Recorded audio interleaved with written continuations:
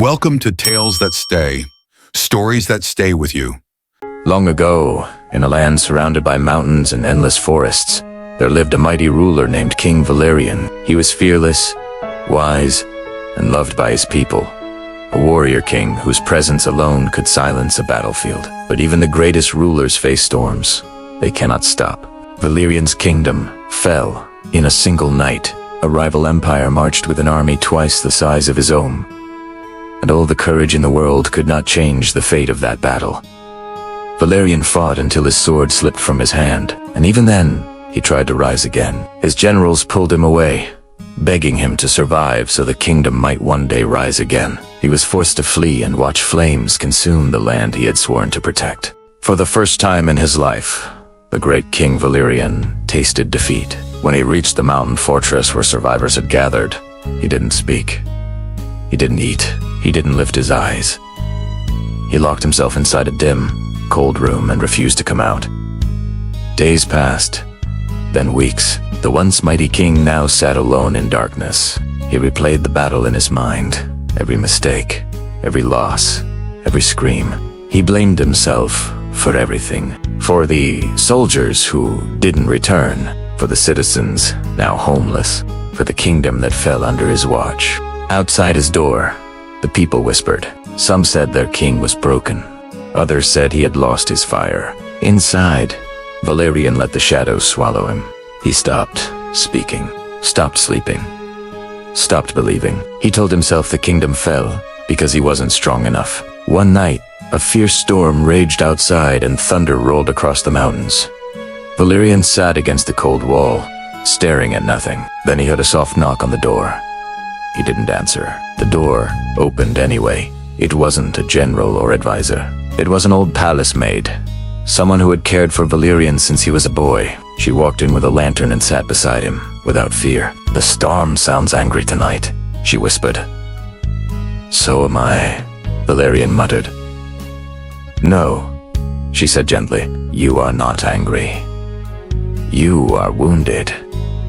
Valerian clenched his jaw. "I failed them. I failed everyone." The maid looked at him with quiet wisdom. "Do you know the oldest words carved in our kingdom's stones?" she asked. Valerian didn't reply. She leaned closer and whispered, "This too shall pass." Valerian shook his head. "How can defeat pass?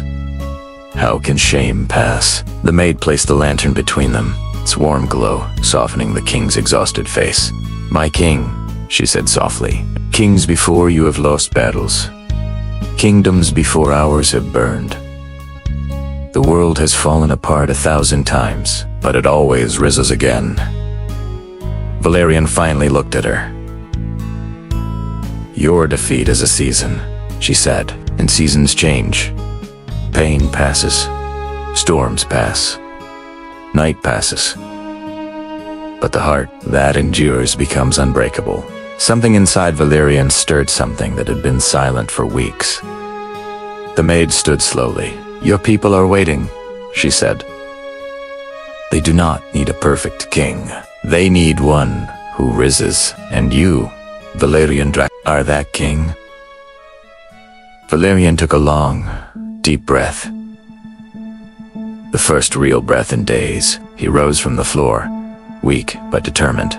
He walked to the window and saw dawn breaking over the snowy mountains. For the first time since the fall, he whispered, "This too shall pass." The next morning, Valerian opened the doors of his chamber. The people gasped. Generals bowed. Children smiled with hope. Their king had returned. Valerian rebuilt morale, reorganized his remaining soldiers, formed new alliances with kingdoms that once doubted him. He wasn't seeking revenge. He was seeking restoration. Monts Basset villages were rebuilt. Families returned. The kingdom slowly breathed again. 1 year later, Valerian rode to the border of his lost kingdom with a rebuilt army behind him. This time, he fought with purpose, not anger. The battle was long and brutal, but Valerian did not fall. He reclaimed his kingdom. The people welcomed him with tears, cheers, and open arms. The great hall glowed with life as he walked through it. once again, and in that moment, he remembered the words that saved him from darkness. This too shall pass. He realized defeat had not destroyed him. It had shaped him. Pain had not broken him. It had rebuilt him. Darkness had not ended his story. It had prepared him for a greater destiny. King Valerian Dracarys became known not as the king who lost his crown, but as the king who rose from ruin. A living reminder that no matter how heavy the storm feels, no matter how endless the night seems, this too shall pass. And when it does, you will rise stronger than you ever imagined, because every storm becomes just another tale that stays.